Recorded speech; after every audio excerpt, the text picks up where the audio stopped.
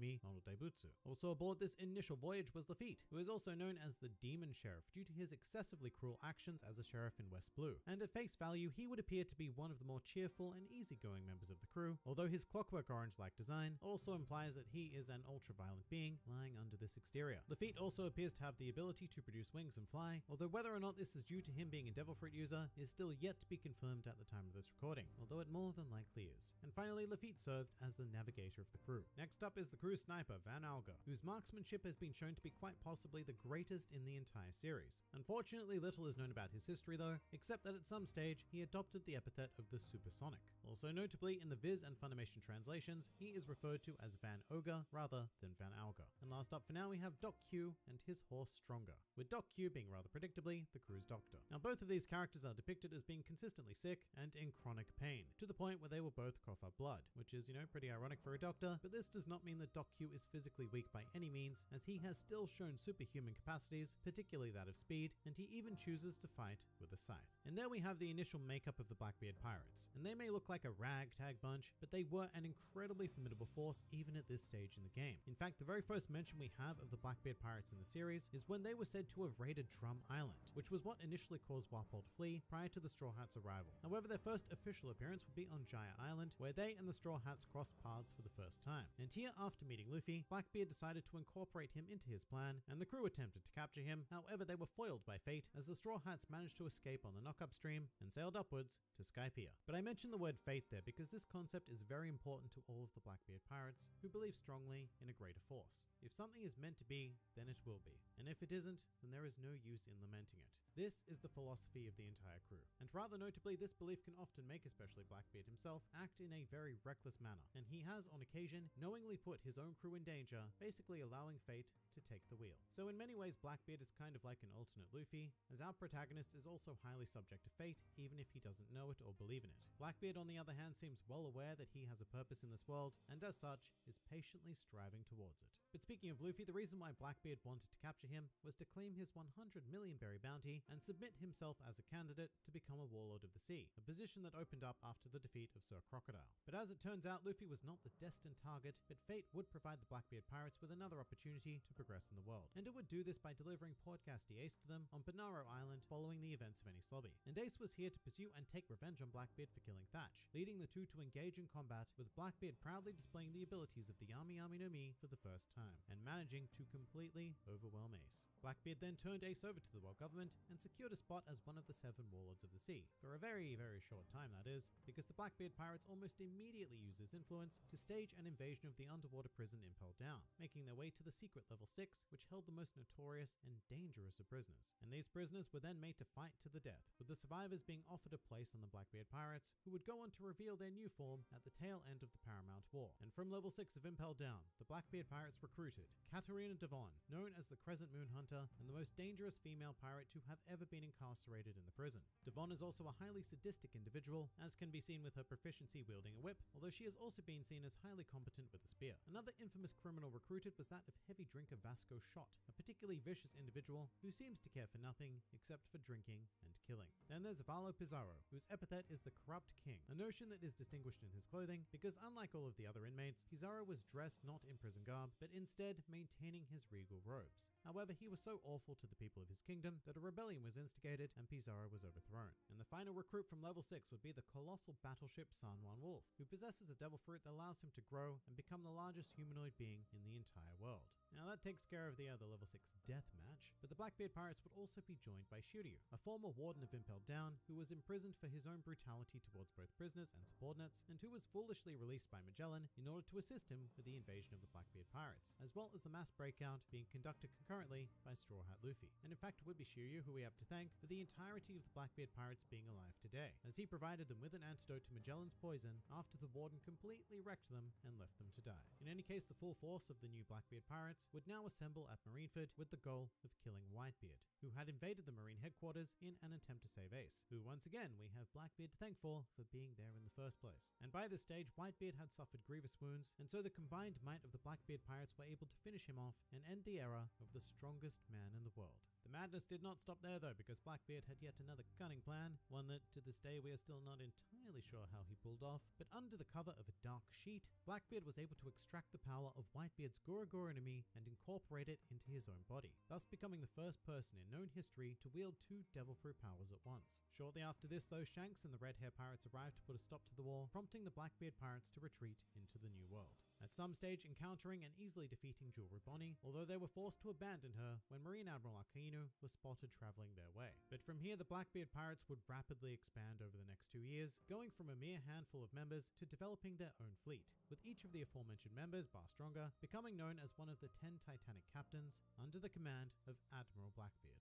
And during the time skip, the Blackbeard Pirates were also involved in an event known as the Payback War, whereby the remnants of the Whitebeard Pirates launched an attack on Teach and his crew, which resulted in the overwhelming defeat and eventual dissolution of the Whitebeard Pirates, which went on to solidify Blackbeard's power in the New World and led him to achieving recognition as one of the 4 Emperors of the Sea. Although it isn't simply Marines and pirates that the crew would go on to target, as after the events of the Dressrosa arc, Jesus Burgess was able to stow away and discover the location of the Revolutionary Army's headquarters on the island of Baltigo, which prompted Blackbeard to order an immediate attack. And while we don't know much about the details of said attack or why it was conducted, the Blackbeard Pirates did successfully destroy the base, although they retreated after the arrival of Cypherpole. And more recently, the Revolutionary Army were able to take a bit of revenge for this action, as its commanders prevented an attack by the Peachbeard Pirates, who were incorporated into and allowed to sail under the flag of the Blackbeard Pirates, with the commanders very easily dispatching Captain Peachbeard. And now I'm going to throw up a bit of a good old spoiler warning for fans who are not yet caught up to modern events, because the Wano arc has given us some great scattered information regarding the Blackbeard Pirates in the intermission portions between Act 1 and 2, as well as Acts 2 and 3.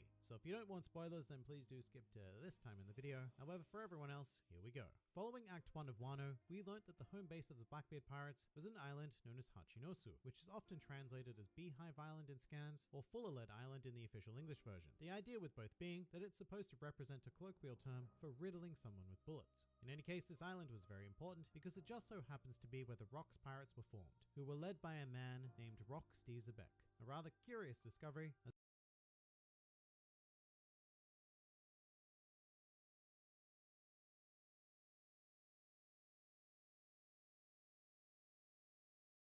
the flagship of the Blackbeard Pirates is known as the Saber of Zebek. In any case, this island was invaded by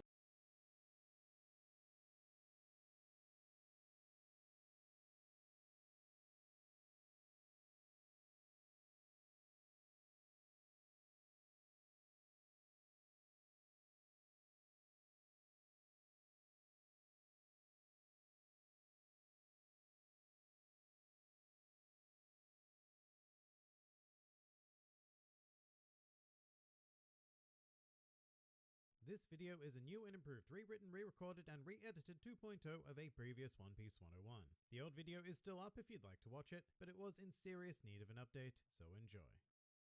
If you want to get past me, then it'll be over my dead body. I've been fighting pirates since long before you were born. There's no reason to show them any sympathy. Outlaws deserve no mercy. However, family, well, that is a different story. Hello and welcome to One Piece 101, the series that breaks down everyone and everything in the One Piece world. And today we are going to take a look at quite possibly one of the most paramount marines to have ever existed within this world, and a man who is known throughout as nothing less than a hero, Monkey D. Garp. Monkey D. Garp is a tall, broad, and imposing figure who was first introduced to us an awfully long time ago, way back on the cover of Chapter 92, at the sprightly age of 76. Garp presents himself as a wildly eccentric man with several highly detrimental but exceptionally comedic character quirks, such as frequent narcolepsy and being absent-minded. In general, Garp is also quite a jovial being, and is almost always seen sporting a traditional Will of D smile. And having brought that up, it's difficult to go much further without noting Garp's profound influence on the world. Not just in his own career, as we'll get to, but more through that of his spawn, as Garp happens to be the father of the most wanted man in the world, Monkey D. Dragon, as well as the paternal grandfather of the ever-infamous future pirate king, Monkey D. Luffy. Thus making it arguable that Garp has incidentally caused the Marines much more trouble than he has alleviated during his time with them. In regards to Dragon, Garp's true feelings toward his son are unknown at this point in time, although he does seem to regard his role as the leader of the sworn enemy of the world government with startling casualness. This may be due to the fact that while they have completely differing ideologies, the two of them do have at least one thing in common, which is their hatred of the world nobles, for whom the Marines rather unfortunately exist to serve.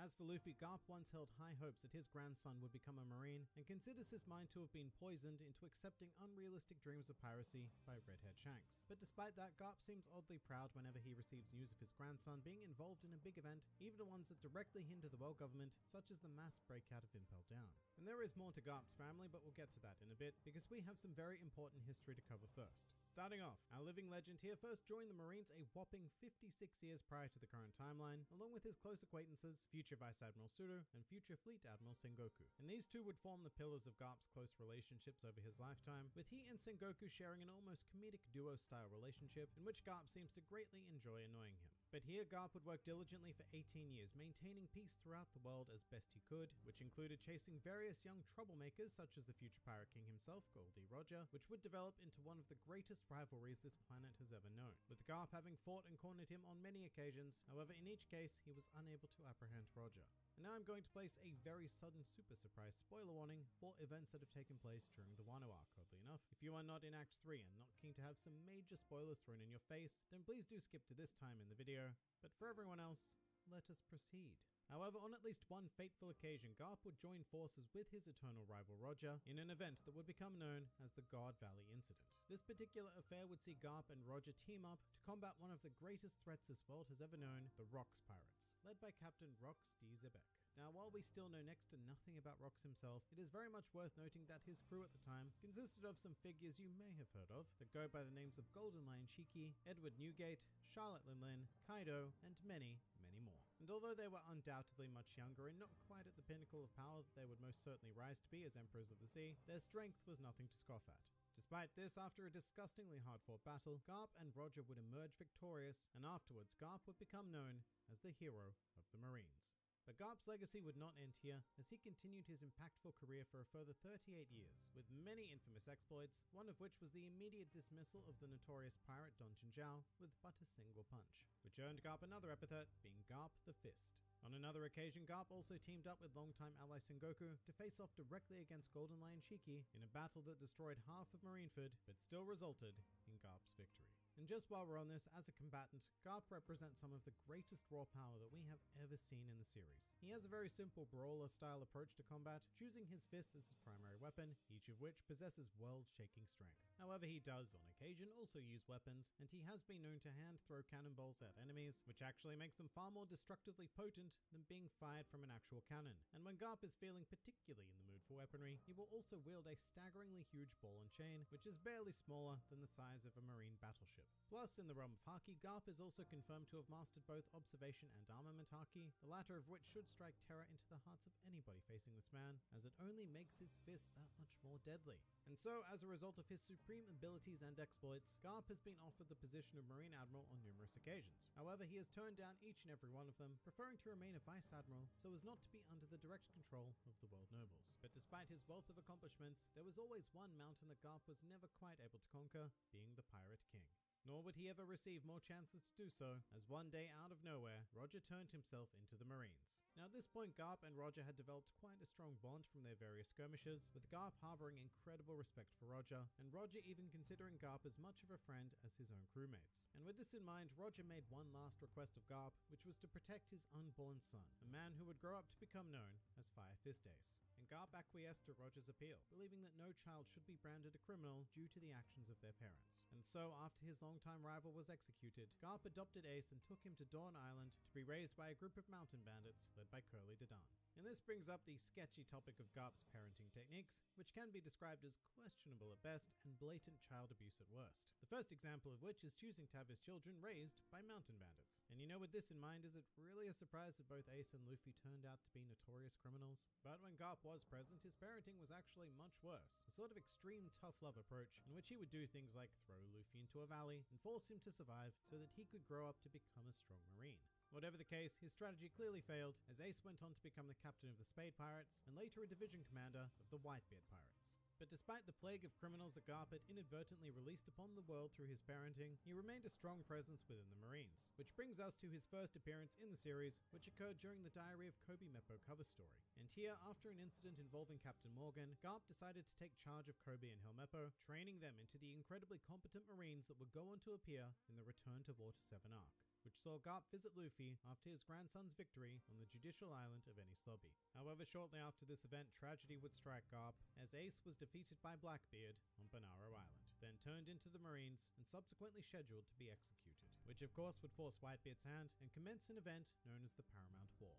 And during this time, Garp was put in an exceptionally unenviable position. There was no denying that he greatly cared for Ace, even coming to consider him as much a grandson as Luffy is. But at the same time, it would not be hyperbole to say that the fate of the world as we knew it was at stake, because there was a very real possibility that the Marines could have been defeated in the Paramount War, which would have resulted in plummeting the world into untold anarchy. And so, torn between family and global stability, Garp remained primarily inactive during the war, and when he did act, it was with great trepidation, such as when he confronted his grandson, but ultimately let Luffy punch him and make his way to Ace. And from here, a series of events played out that saw the death of Ace at the hands of then Marine Admiral Akainu, an action that threw Garp into a rage, and he even had his sights set on killing Akainu, prompting his longtime comrade Sengoku to restrain him.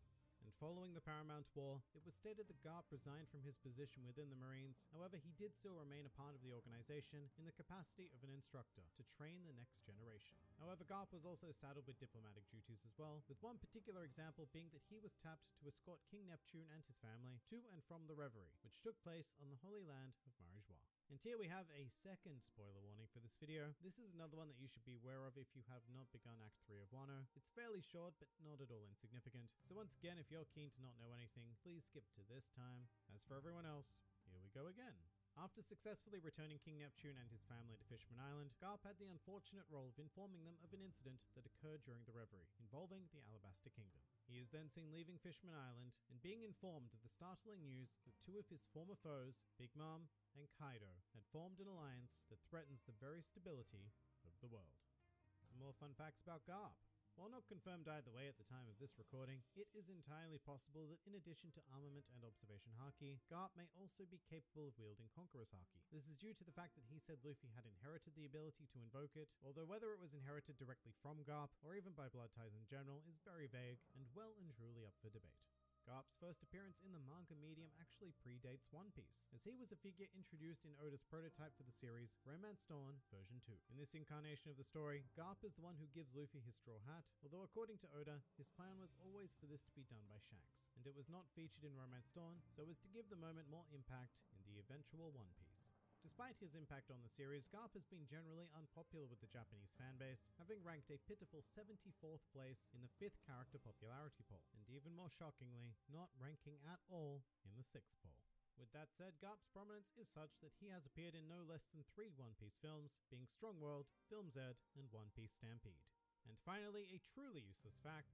In an anime-only addition to the series, Garp once stated that he has eaten 842 donuts without sleeping or taking any form of break, whilst he was trying to attain the world record for donut eating. The word trying implying that he failed. And I think we all now know who would be the next most likely contender for that world record.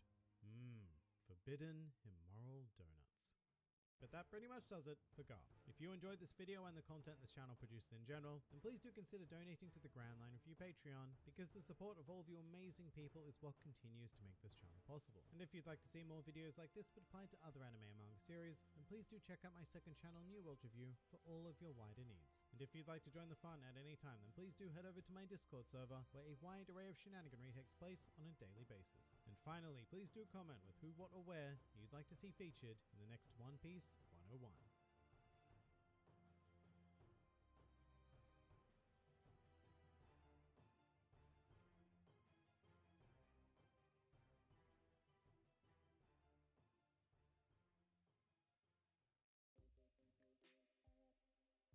Is there a chance we may get to see your face more often in the future?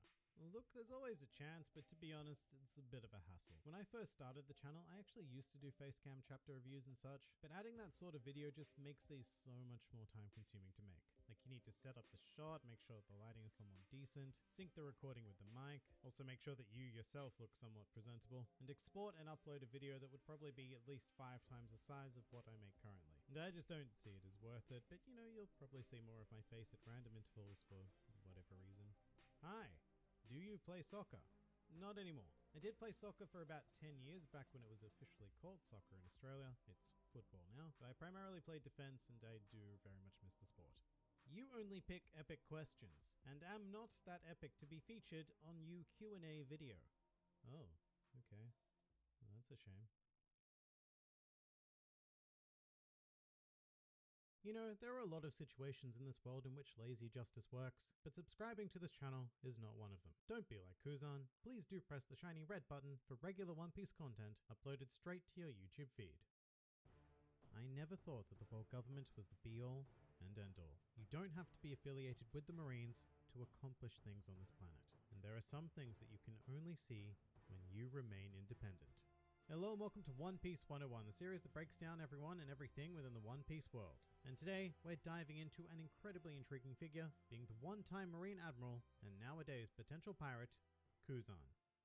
Kuzan is a very laid-back and chillaxed presence within the world of One Piece, who first made his appearance in the series during the Long Ring Longland arc. And initially, although it may be quite difficult to believe, Kuzan was one of the 3 individuals within the Marine organization to hold the rank of Admiral, making him one of the most powerful figures within the entire faction. And as a result of being an Admiral, Kuzan was also granted a thematic epithet, combining a color and an animal, in this case being Aokiji, which means blue pheasant. And given that this is the name under which he existed in the pre-time skip era, many fans still know him solely as Aokiji rather than Kuzan, but for the purpose of consistency, I'm going to continue referring to him as Kuzan for the duration of this video. But the role of Admiral is in stark contrast to the general way in which Kuzan presents himself, which is exceedingly casual and frankly quite lazy, which is his unique Marine mantra actually, choosing to practice self-described lazy justice. Although this invocation of justice does not go unnoticed by his superiors, and within the series the 5 Elder Stars have gone so far as to question Kuzan's rank as an Admiral, as well as his unreliable nature.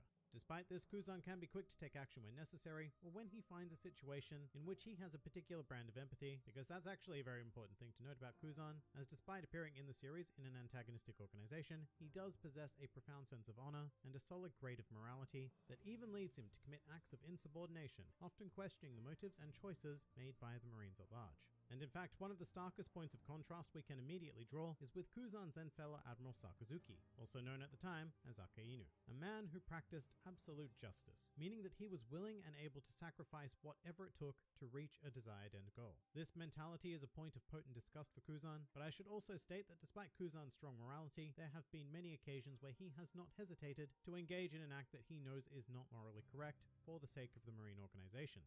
With that said, it's not as if Kuzan became disillusioned with the Marines over time. In fact, he has stated that he has never held the Marines in any particularly high esteem to begin with, even when he originally enlisted at the age of 19. As a young Marine, Kuzan found his way primarily through idolization of a selection of his elders, with one prominent example being the hero of the Marines, Monkey D. Garp, which can be seen in Chapter 0, where Kuzan was somewhat fawning over Garp, telling him how cool he was for turning down yet another promotion. So it's safe to say that for much of his career, Kuzan held Garp as something of a role model, which makes a lot of sense because their views on justice are far more aligned than that of most other Marines. But over time, Kuzan would also rise to become a leading figure amongst the Marines, and by the age of 27, he had attained the rank of Vice Admiral, and his primary action during this time, as known to us, would be his involvement in the Ohara incident. Kuzan made up part of a buster call, along with 4 other Vice Admirals including Sakazuki, who were charged with destroying the island of Ohara and the genocide of its citizens for the crime of studying the forbidden history of the world. But as you can probably gather from everything we know about him thus far, this was an action that didn't sit, particularly well with Kuzan. However, with that said, he continued with the orders of the Marines, even going so far as to kill his friend, Jaguar D. Sol, with the powers of his devil fruit, the Hiei no Mi. This is a Logia type fruit that allows Kuzan to conjure, manipulate, and become ice, making Kuzan one of the more ridiculously overpowered characters in the series, judging by sheer devil fruit alone. However, Kuzan did manage at least one act of justice during the Ohara incident, which was allowing a young Nico Robin to escape the island, an action that would go on to potentially reshape the world as we know it. Kuzan would then encounter Robin 20 years after the Ohara incident, and at this point she had joined the Straw Hat Pirates. After encountering this group, Kuzan warned them rather vaguely about Robin's past, and eventually an altercation began in which the Straw Hat Pirates were convincingly decimated by the powers of the Hiei no Mi. Although Kuzan once again enacted his own sense of justice in this scenario, choosing to let the Straw Hats escape as payment for Luffy having defeated Sir Crocodile on Alabasta. Furthermore, Kuzan also began to develop a level of respect for Luffy as a leader who was willing to sacrifice himself in order to allow the rest of his crew to escape. And this respect would only come to grow exponentially as the series progressed, with Kuzan's next appearance coming at the tail end of the Enies Lobby arc, after the Straw Hats had defeated CP9, reclaimed Robin, and caused the destruction of the entire Judicial Island. And Kuzan went on to refer to this incident as a complete defeat on the part of the Marines.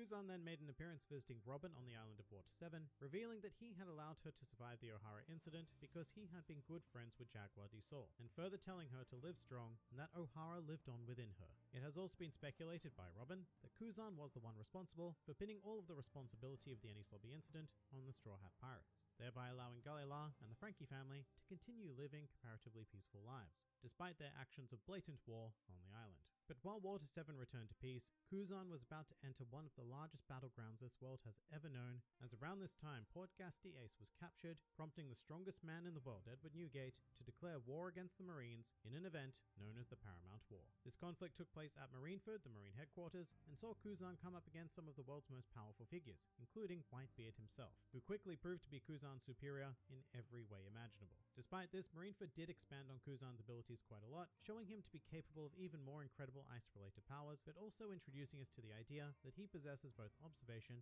and armament haki. And in fact, in the case of armament haki, we now know that Kuzan is the user of its advanced application, having joined forces with his fellow admirals Kizaru and Sakazuki in using it to defend against a shockwave attack from Whitebeard. And while Kuzan did clash with many powerful figures such as Marco and Ace, probably his most prominent action during the war was defeating Daimon Jozu, and even claiming one of his arms in the conflict. But oddly enough, it would not be until the conclusion of the Paramount War that Kuzan's greatest battle would begin, which was sparked by the retirement of Fleet Admiral Sengoku, who recommended Kuzan for the role of the next Fleet Admiral. However, Sengoku's recommendation was later countered by that of the Five Elder Stars, who had shown a clear distaste towards Kuzan's lazy justice at this point, and thus put forward Sakazuki as their candidate for the position.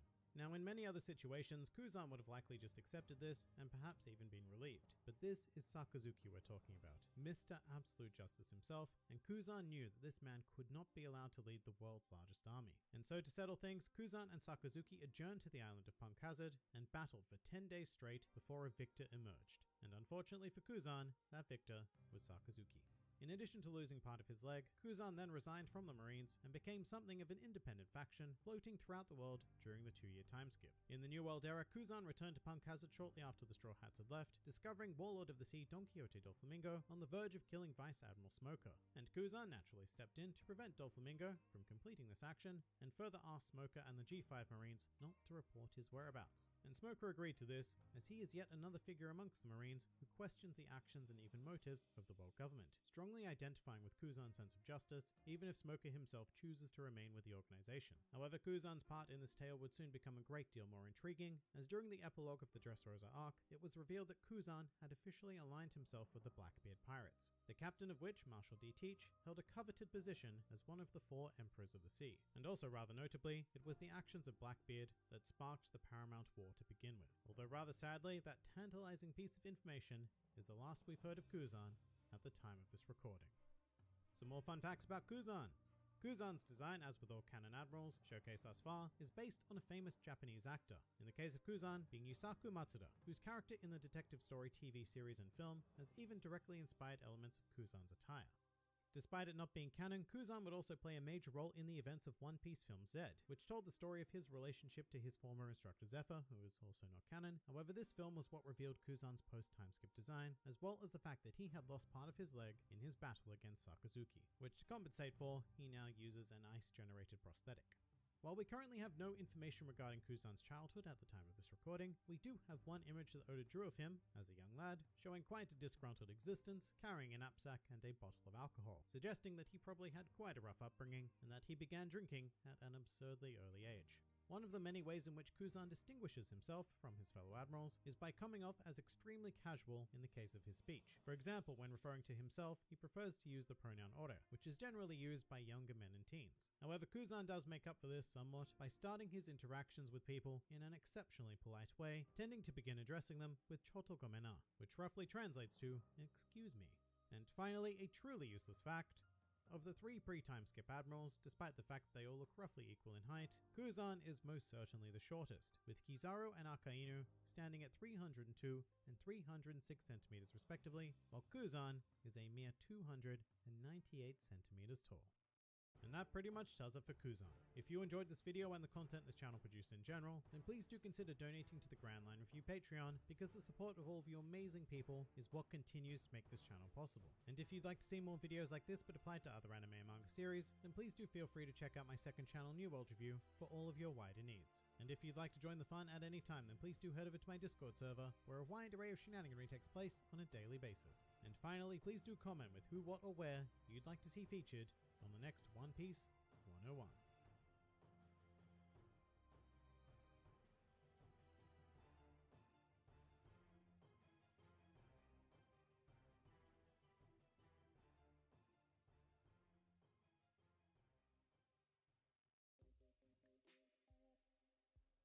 Who is the most OP character in One Piece right now? Alright, that got a bit yelly towards the end, but right now I'm guessing you mean current events, so not including dead characters, yeah? And I guess the easy answer is Kaido, Big Mom, or both, because I mean these two are effectively unrivaled figures in terms of pure power as far as I'm concerned. It simply is not possible for either one of them to be taken out in direct combat, like you would need the entirety of the Marines and all of the warlords to even stand a minuscule chance, kind of like how Whitebeard was eventually dealt with, and even then it took the ultimate betrayal of Blackbeard to put him down for good. Except Big Mom and Kaido have an even greater advantage because they're still very much in the prime of their power.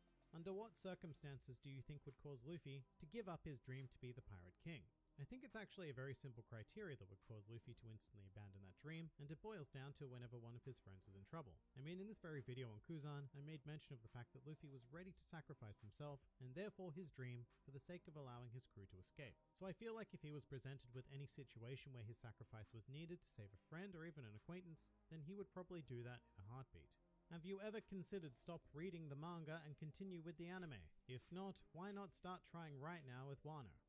No, I have never considered such a thing. No offense to anime-only watchers, but you have no idea what you're missing with the manga. One Piece is not like most series where the anime is generally a much better product, it's the exact opposite way around here. So there is no way that I would ever deny that pure, undiluted One Piece experience, so that I could have the pleasure of watching drawn-out episodes week after week. Plus, I own and operate a One Piece channel, so keeping up with the manga seems like a pretty important thing to do. For whatever reason, long ago in the past, there existed powers deadly enough to destroy the entire world. 3 weapons bearing the names of gods: Pluton, Uranus, and Poseidon. And if the rest of the world caught wind of this secret, then everything would be thrown into chaos. Hello and welcome to One Piece 101, the series that breaks down everyone and everything within the One Piece world. And today, we're going to be examining a more meta aspect of the series, being 3 particular existences that hold the power to turn the world completely on its head, being the Ancient Weapons.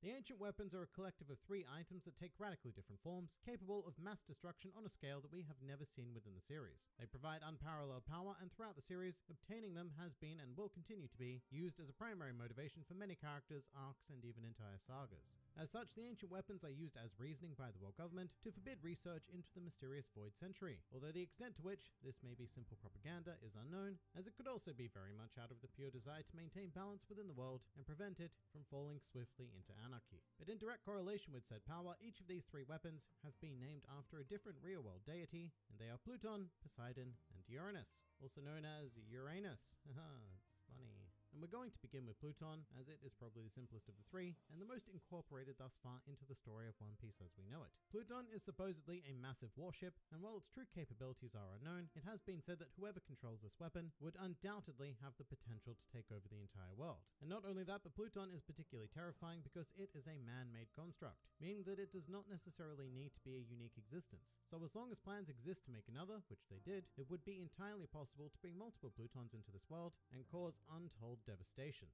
Now, what we do know for a fact is that the original Pluton was constructed on the shipbuilding island of Water 7 during the Void Century, which was roughly 800 to 900 years prior to the current timeline. During this period, Pluton was used as an asset during the Great War, a conflict that we know very, very little about, except that it ended around the year 722, after which point Pluton was retired into inactivity. What we don't necessarily know is which faction of the war created and used Pluton, but most evidence would point to the enigma that is the Great Kingdom, the faction that would lose the war, having been defeated by the 20 kingdoms, who would later become known as the World Government. However, what points to the idea that Pluton was under control of the Great Kingdom is that its location is logged on a poneglyph, which resides deeply specifically within the nation of Alabasta. It has also been hinted that Pluton itself may have been hidden on Alabasta, which is an interesting thought because their monarchy, the Nefertari family, made up one part of the 20 kingdoms that would have fought in the Great War, although most notably, they were the only regal line to reject moving to the Holy Land of Marijois, so there's a lot more to Alabasta than meets the eye. However, this would not go on to work in their favor, as at some stage during the modern era, then Warlord of the Sea Sir Crocodile set his sights on obtaining the ancient weapon Pluton, and in an effort to gain access to the Alabasta poneglyph, he manipulated the entire kingdom into civil war. This would of course be stopped by one Monkey D. Luffy and several Straw Hats, but this event was much more significant than I think most fans realize. As should Luffy have failed, it's entirely possible that Crocodile would have come to possess Pluton and may now even be regarded as the most fearsome pirate in the entire world, perhaps even becoming the Pirate King. This is not the only attempt an individual has made over the years to obtain Pluton though, as Spandam, a prominent figure amongst the Cypher Pole cells, lobbied the Gorosei, imploring them to allow him to attain Pluton in order to bring the Great Age of Piracy to an end. And rather uncharacteristically, Spandam excelled at this task, managing to connect the weapon to the island of Water 7 and even track down the individual in possession of its blueprints, the shipwright Tom. Now Tom is probably best known as the man who constructed the Ora Jackson, the vessel that the Roger pirates used to reach Laugh Tale, and have Roger become the Pirate King. However, Tom also held much more important influence on the world, as the blueprints of Pluton had been passed down through a line of superb shipwrights for centuries on end, with the idea being that they were to construct a second Pluton should the first one ever re-emerge into the world. And as we know, Tom's story ended rather tragically, as is the fate of all mentor figures in the series. He entrusted Pluton's blueprints to his two apprentices, Iceberg and Cutty Flam, the latter of whom is better known now as Frankie. And this really is what sparked the entire Water 7 saga in the series, with Spandam sending his agents to infiltrate the island with the mission to rob Iceberg of the plans. However, as it turns out, Iceberg had elected to keep the blueprints hidden with Frankie, and it would not be until the events of Enies Lobby where Frankie revealed them, before promptly setting them on fire, thus preventing a second Pluton from ever being introduced into this world. Of course, that does also mean that should the original one ever resurface, then there will be nothing to rival its power. Nothing that isn't another of the ancient weapons, of course, because we do still have two more to explore, and we're going to continue with Poseidon. Now, Poseidon, in stark contrast to Pluton, is not an object, but is in fact an innate power that is inherited through a line of mermaid princesses of the Ryukyu family. And what Poseidon effectively does is grant its user the ability to communicate with Sea Kings. And that might seem a bit underwhelming at first, but we do need to remember that Sea Kings, apart from unique creatures like Zunisha, are by far the most dangerous non-humanoid beings in this world, so much so that their breeding grounds within the calm belt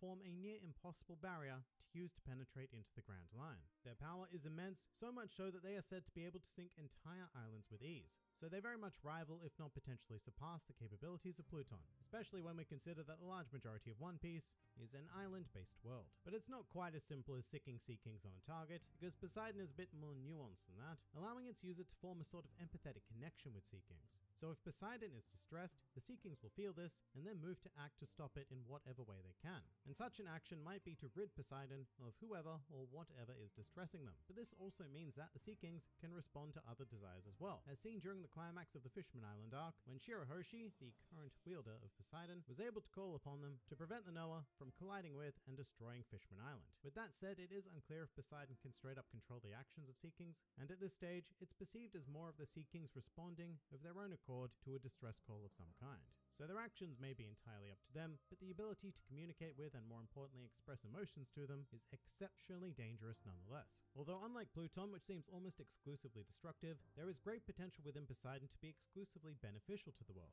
In fact, at one stage in history, the original Poseidon made a pact with a figure known only as Joy Boy, seeking to use her powers and have the Sea Kings bring the Noah to the surface and instigate its intended mission, which was more than likely to ferry the entirety of the Fishman race to the human realm to live in equality on the surface. Although rather unfortunately, for reasons unknown at the time of this recording, Joy Boy failed in his part of the pact and even left an apology letter in the form of a poneglyph. Meanwhile, another poneglyph was created that would eventually end up on Skypiea, detailing to future generations that Poseidon could be found on Fishman Island. And once again, Poseidon is currently the mermaid princess Shirahoshi.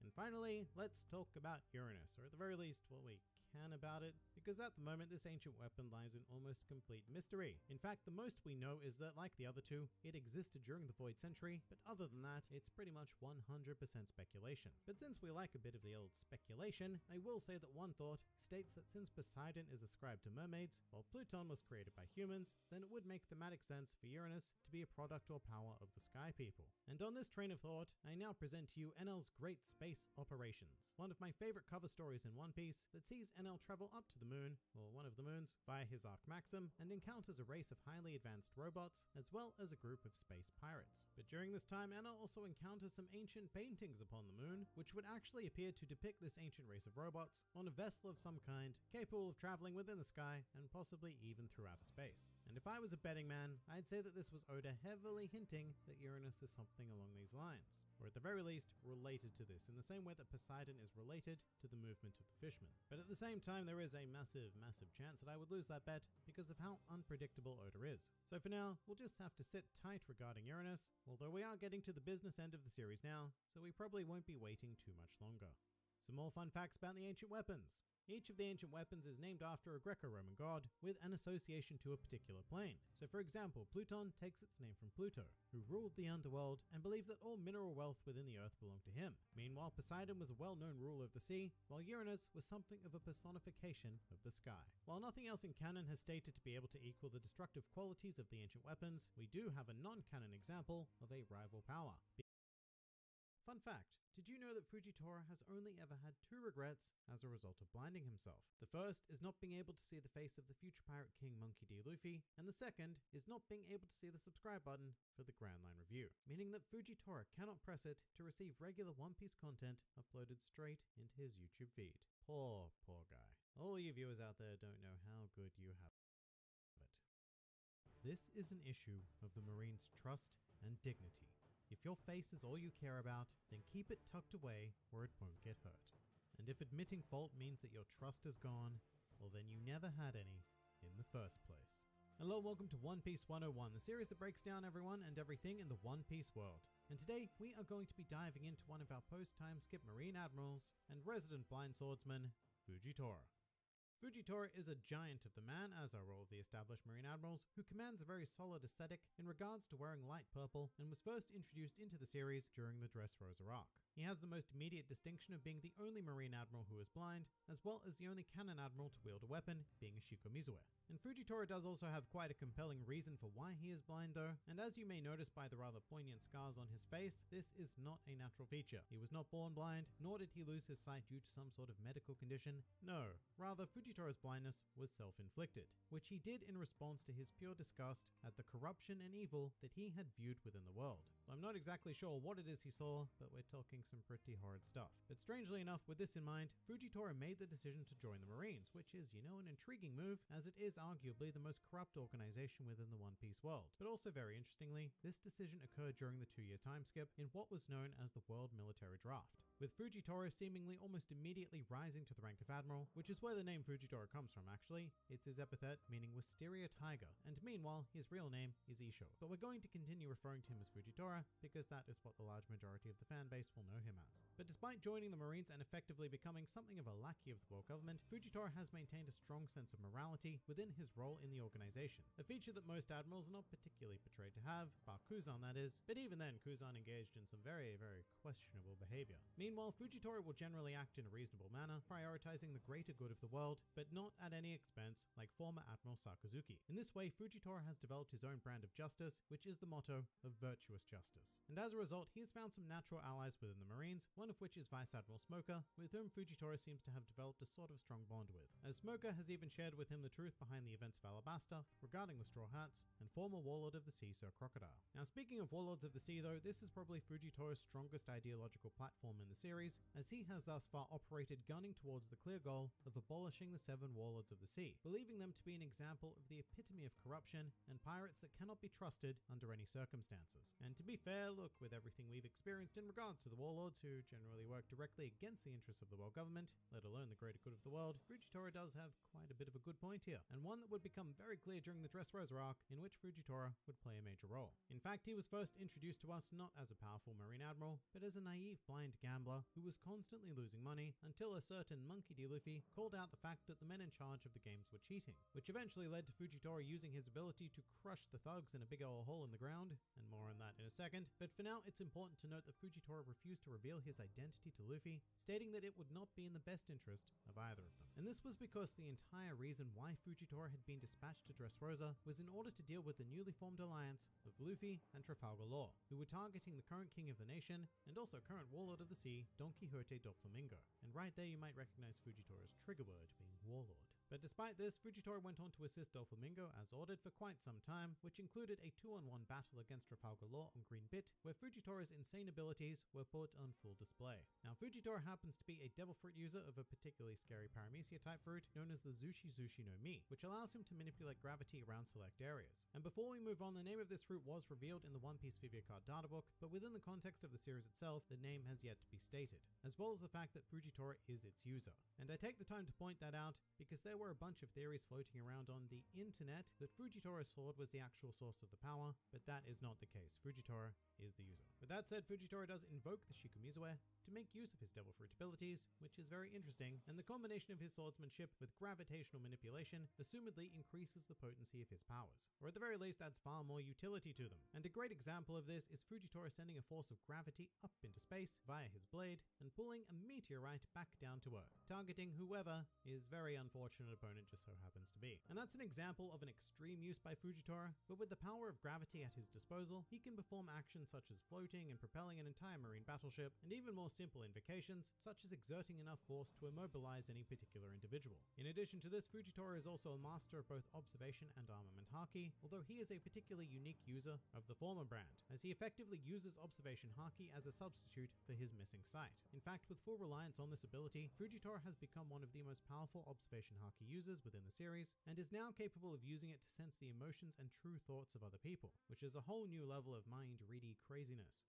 In any case, his Devil Fruit combined with incredible use of haki morphs Fujitora into an absurdly formidable power, and alongside Doflamingo, he was easily able to subdue Trafalgar Law, as well as go on to repel an attack from Straw Hat swordsman Roronoa Zoro. And with all of that said, you might think that Fujitora and Doflamingo were bestest friends forever at this point, but Fujitora did eventually take the time to tell Doflamingo not to mistake him for an ally, and that his actions were being conducted primarily to ensure the safety of the civilians of Dressrosa, who would be put in great danger should an all-out battle occur between the Don Quixote and Straw Hat pirates. And then Fujitora even went on to very boldly state his eventual goal of getting rid of the warlord system, including the position held by Doflamingo, which prompted an equally if not more bold move from Doflamingo, who attacked Fujitora, although the skirmish wouldn't lead anywhere due to Fujitora's aforementioned concerns. Despite his best efforts though, Dressrosa would indeed become a battleground, as the Straw Hats with Trafalgar Law and a whole host of other forces launched an all-out attack aimed at defeating Doflamingo, at which point Fujitora's main concern became about damage control. However, for much of the conflict, he would end up facing off against Sabo of the Revolutionary Army, who had recently acquired the Merimera no Mi, a Logia-type fruit previously held by infamous criminal and brother of Luffy, Lord Gas D. Ace. And Sabo's intrusion here prevented Fujitora from targeting the Straw Hats initially. However, after their battle ended in something of a stalemate and becoming trapped in Doflamingo's birdcage technique, Fujitora decided to invoke his love of gambling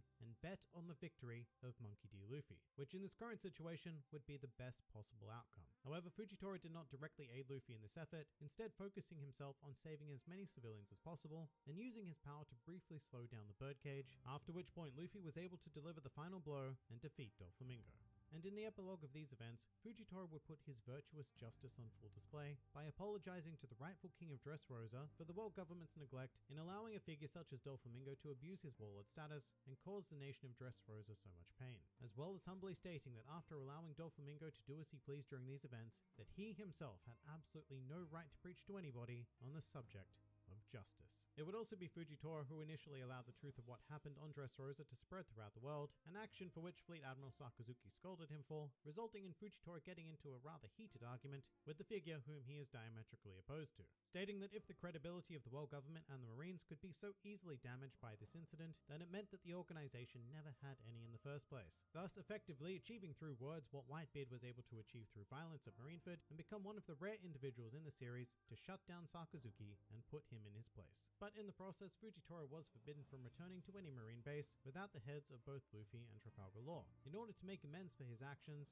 or more accurately, strategic inaction on the island. And eventually Fujitora, thanks to rolling some dice, would make the decision to pursue Luffy, leading to a direct conflict with the Straw Hat Pirate Captain, in which Luffy announced all of his attacks, believing that it would be unfair for him to partake in combat with a blind man without doing so. To which Fujitora responded with what can only be described as this. But in the end, Luffy would be saved by a rush of citizens from Dressrosa, pretending to chase him off, but in reality putting themselves in harm's way to prevent Fujitora from attacking. And Fujitora was able to use his observation haki to see through the charade, hearing the true thoughts of the citizens, and actually coming to develop a profound level of respect and admiration for Luffy. And for the first time in his life, Fujitora began to regret the decision to blind himself, lamenting the fact that he was not able to see Luffy's face with his own eyes. But after letting Luffy and his allies escape, Fujitora was charged with escorting Doflamingo to prison along with former Fleet Admiral Sengoku and Vice Admiral Suru, a convoy that would come under attack from Jack the Drought, the top officer of one of the 4 Emperors of the Sea, Kaido. Although Fujitora and his posse were able to convincingly defeat Jack, however it did come at a great cost to their fleet.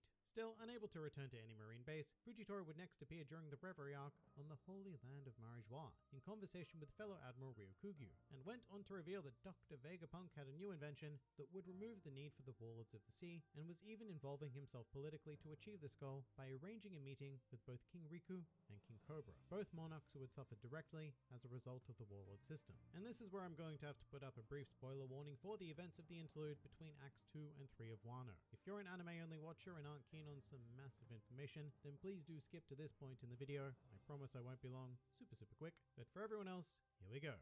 During the Reverie itself, Fujitora and Ryokugyu would fight directly against a revolutionary faction, including Sabo. And whilst the direct outcome of this battle has not yet been stated, Fujitora did later appear on another mission, wounded but in good shape, and discussing the terrifying alliance between the Emperors Big Mom and Kaido. But in more relevant news by this stage, it had become clear that Fujitora was successful in his lobbying quest, as the world government had officially dissolved the organization formerly known as the 7 Warlords of the Sea.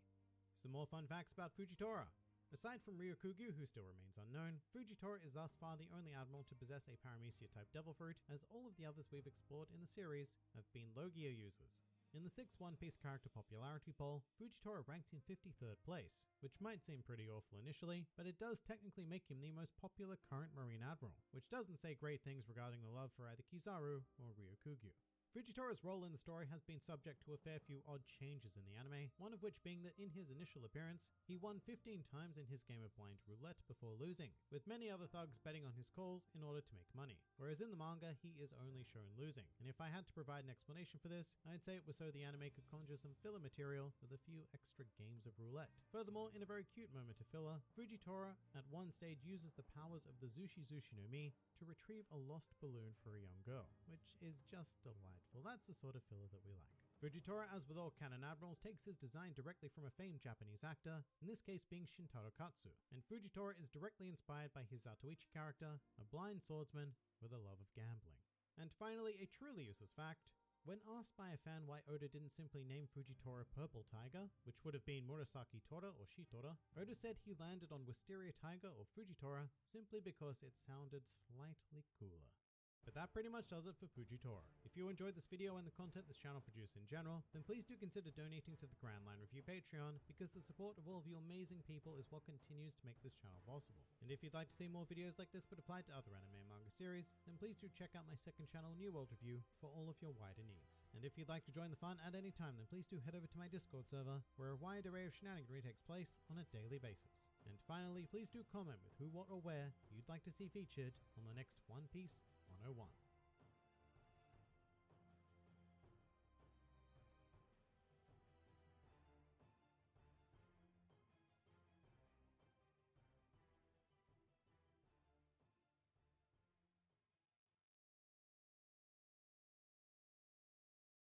Most people think that the very first chapter of One Piece showcases Shanks being super iconic, sacrificing his arm for Luffy, and putting on a brave face to cover it all up. But let me expose him, because there is a very devious reason for this here, smile. Because Shanks already had a plan to fix this situation by equipping a prosthetic subscribe button for the Grand Line Review, thus allowing everyone he comes into contact with to press it and receive regular One Piece content uploaded straight into their YouTube feeds.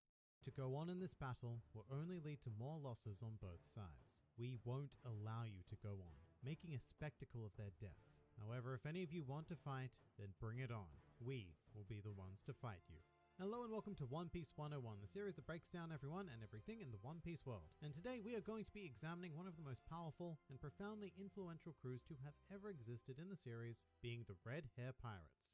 The Red Hair Pirates are a crew most notoriously led by their namesake captain, Red-Haired Shanks, and with that alone this group immediately has quite the pedigree attached to it, because Mr. Shanks just so happened to serve as a rookie pirate aboard the Ora Jackson, which was captained by the former pirate king Gol D. Roger. And during this time it really must be stressed that Shanks was but a tiny lad, who as far as we know was part of the crew at the tender age of 9 years old, and would remain with the group until Roger disbanded the crew, by which point Shanks was at least 14. 1 year later this boy would go on to witness Roger's execution at Logtown, throwing the teenager into a pit of despair, but one that he would indeed eventually overcome, and he decided that he would form his own pirate crew. And this moment would be the inception of the Red Hair Pirates. However, the first piece of evidence we have on their activity would come 2 years down the track, when alone Shanks would arrive at Syrup Village in search of a man named Yasopp, whom he asked to join his crew. Now this scene would appear to imply that Yasopp was the first official member of the Red Hair Pirates, barring Shanks himself of course, but then again it could also very well be the case that Shanks just went to the island alone for reasons, I guess. Of course, it should be noted that Yasopp is the father of Usopp, who would go on to join the Straw Hat Pirates, and just while we're here, fun fact, at this very moment that Shanks was recruiting Yasopp, a certain sheep butler on the island was hard at work designing the Going Merry, the future vessel of the Straw Hat Pirates. But following this, Shanks would go on to assemble quite a crew over the years, including many world-renowned names such as Ben Beckman, a stern, level-headed individual who is said to be the man with the third highest IQ in all of East Blue. However, let's be fair here,